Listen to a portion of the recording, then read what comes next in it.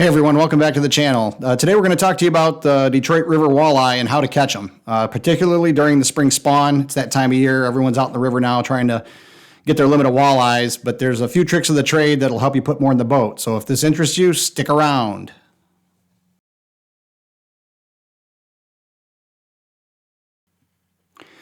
So the first thing we want to talk about today is the jig, the basic bait that we use for jigging up these walleyes on the Detroit River.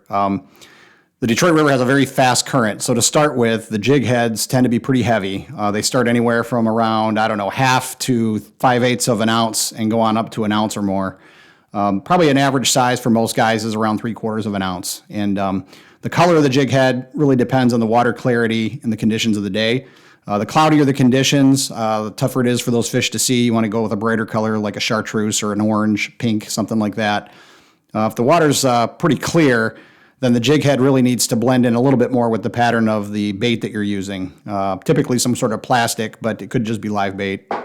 So more plain colors like blacks and whites, things like that work a little bit better in the clear water.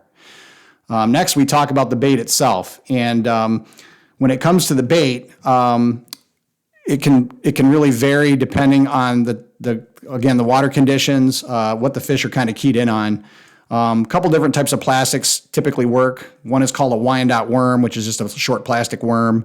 Again, colors vary depending on water conditions. The other bait that's become much more popular in recent years are these minnows that you see here in this picture. This one's a Wonder Bread pattern, and I think on the day that we fished here that we'll show in this video, that pattern worked really, really well for us. The water clarity was just at the right condition where I think this showed up really, really well to the fish as bait fish. And then the other key component to this is a stinger hook. And if you've ever fished the Detroit River before, you know how effective these are.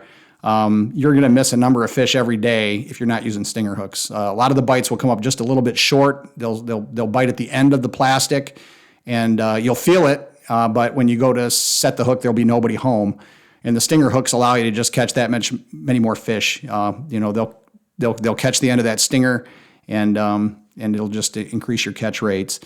The other thing that helps often is some sort of live bait tipped on the end of the jig, even with the plastic on it, whether it's a minnow or a worm. Now you don't always need that. In fact, you can usually catch walleye without them.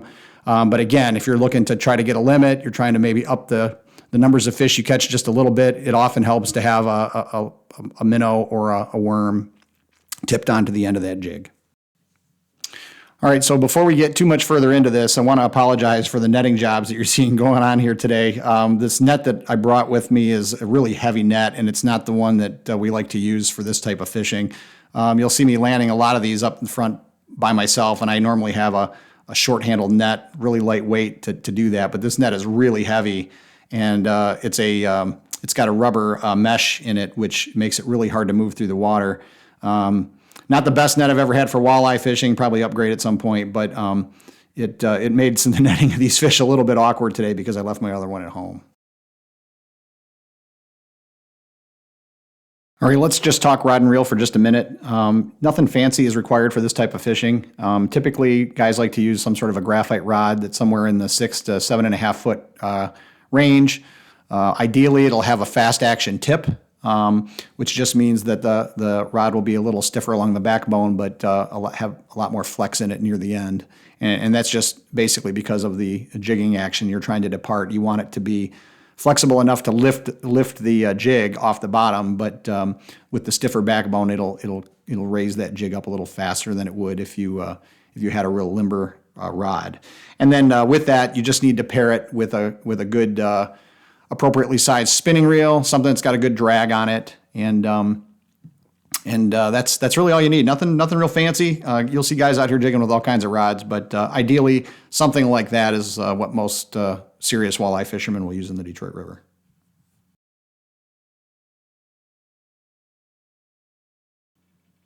So when it comes to the type of line, most serious walleye anglers, again, will use braid. Braid just allows you to maintain really good contact with what's going on at the jig head because it has that low stretch property. You know, monofilament can be used, certainly. I used it for years, but it's less sensitive, so you won't feel the bottom as well, and it'll also prevent you from feeling a lot of the lighter bites that some of the walleye will have.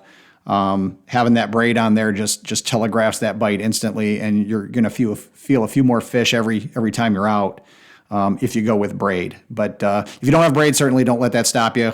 It's probably one of the less critical components out there, but it will make a difference. You'll notice it, you know, when you switch over from mono to braid. But either one will work for your main line. It really comes down to what your budget is and you know, how much time and effort you want to soak into changing it if you've already got mono.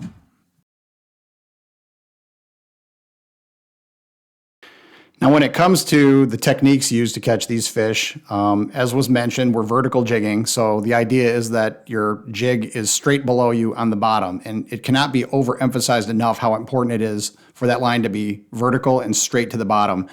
If the line is going off at an angle in one direction or another, it can be hard to keep the bait consistently on the bottom, and it can also result in your bait scraping along the bottom, which will cause snags, which we don't want. And it also allows your hooks to pick up more debris off the bottom, so you'll spend more time with your jig in the water with all kinds of gunk and weeds and things like that on there. Not a lot of weeds in the river, but there are some. So in order to keep vertical, the key is to continuously use your trolling motor to compensate for the current and the wind. The current at the top of the water is different than the current down where the jig is, and so that in and of itself will make your line sort of want to go off at an angle.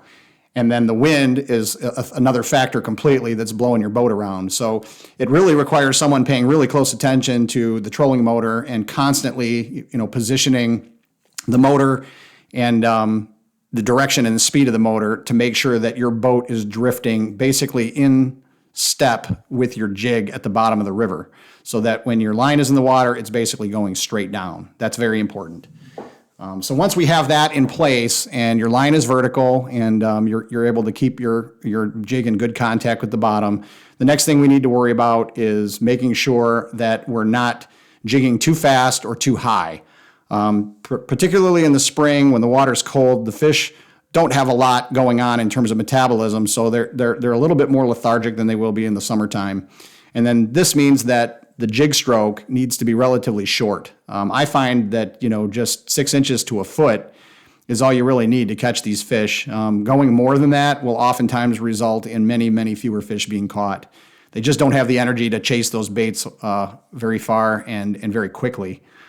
So a short jig stroke is really what you want. And to do that, you really need to make sure that at your wrist or at the handle of the rod, you're really not doing much. I mean, it's just a little flip up. A little bit at the handle goes a long ways at the end of the rod tip, which is what translates down to the total movement of the jig down at the bottom of the river. So again, we're looking for about a foot of movement there or less. You know, 6 inches to a foot is really all you need. Just get it off those rocks. And then the second part of the jig stroke is when it's coming back down. After you've done that little snap up like you see here in these videos, you want to let it fall, but not free fall. If you let it free fall, a couple of things going on there. First, the bait will not mimic an injured fish, which is typically what a jigging pattern emulates to a fish. So it won't look natural. And then the other thing is that if you let it free fall, you'll lose contact with your jig. And if you get a hit, you won't feel it. So because there's slack in your line. So the idea here is that on the fall back, you know, you're keeping your line straight. You don't want to slow it down too much, but you do want to you know, restrict it just slightly. Kind of let it maybe pull your rod tip back down, and that creates that natural look of an injured bait fish. And it allows you to maintain contact so that if you get that bite, you'll feel it. And you know, believe me, with braid, you'll feel a lot of those fish. A mono, again, not so much, but with the braid, you will definitely be much more in tune with that bite. And that's about it. So hopefully you found this video helpful, and it helps you put a few more walleye in the boat the next time you make it out in the Detroit River. If you want to learn more about fishing in the Great Lakes region, please check out our blog at thegreatlakesfisherman.com. I'll drop a link in the description below. And as always, if you enjoyed this video, hit the like button and consider subscribing to our channel, and thanks for watching.